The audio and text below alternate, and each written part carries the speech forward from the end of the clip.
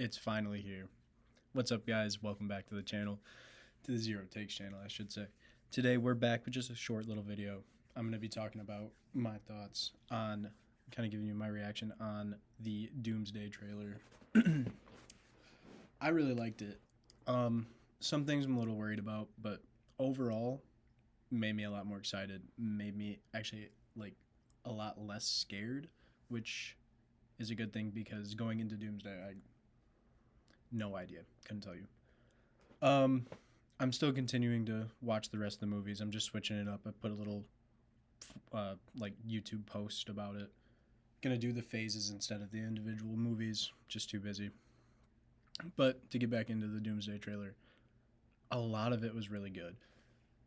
I'm gonna start talking about my negatives before my positives. My biggest negative, the backgrounds, it looks really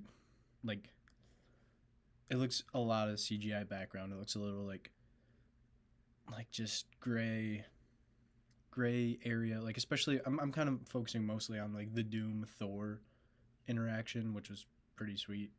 But if you look at the background, it's a little iffy. I think stuff at the X Mansion or wherever that's going to be, that's just my guess, looks a little shoddy. It's all a little dark. It's all a little gray. So it might not be the best and most colorful movie. It doesn't take me out of it too much, but I'm a little concerned about that. Endgame was already kind of like that. The final battle is in a really orange and desaturated area, and it's looking a little bit like that now. My other issue, it's a very serious, trailer. And typically Avengers movies have comedy. I'm wondering, less of a concern, more of a where's it gonna come from. You kind of see David Harbour's character, Red Guardian, and his new Avengers fit, and that's all fun. I'm wondering where the rest of the comedy is really gonna come from, because you have all these characters. I think Thor's, especially with the teaser and this trailer, they're taking him in more of I guess more serious, like he was a little bit before Love and Thunder. So Thor, you're not gonna get much comedy. It might be really reliant on the Thunderbolts, and I really like the Thunderbolts, but other people might not. So that could be an issue for some people. Other than that, a lot of good. I'm gonna go over my highlights now.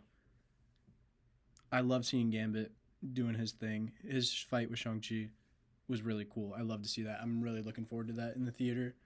I thought Doom looked really good. He looked great.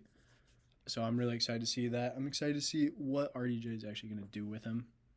The voice was really interesting. I watched it 2 or 3 times, maybe even 4. First time I didn't even click that was him talking. So there's that's, I think that's a positive in my mind. He can really do this. He's actually committing. He's not just being Iron Man again. So that was good.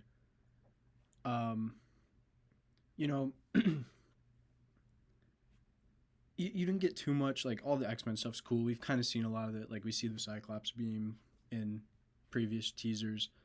You're not getting too much new stuff. The biggest, I would say, is the Thor and Doom part, which was real cool. I already said background in, but the rest, great. And you get a little bit with Loki. That's all right. It's interesting to see where he's actually gonna fit in at, and how his story's gonna come into it. I mean, there's different avenues they can take.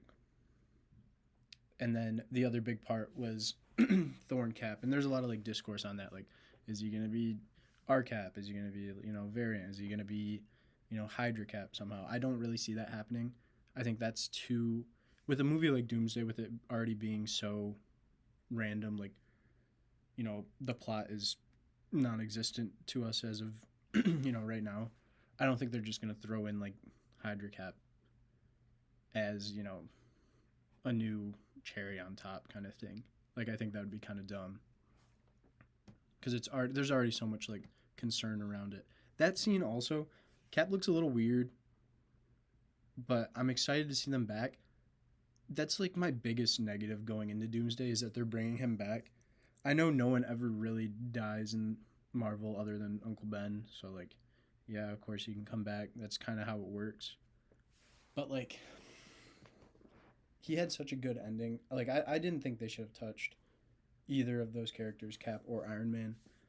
And I mean, they're not doing stuff with Iron Man, but you know, RDJ's back.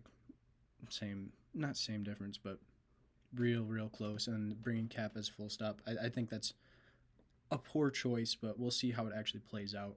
I think it might end up helping the movie a lot, just because you kind of need a presence like Chris Evans, who has been in every, you know, every Avengers, had his own trilogy. He's like an actual staple, so maybe they're thinking that way. But you know, I'm really on the fence about that whole plot line and inclusion. But I'm really excited for it. I'm looking forward to see where they're going with it. We'll probably get another trailer within the next coming couple months. We'll see what that one looks like. But other than that, that's all I really got for you. I'm a lot more excited than what I once was. I was looking pretty down on it, but feeling pretty good about it. And I'll see you.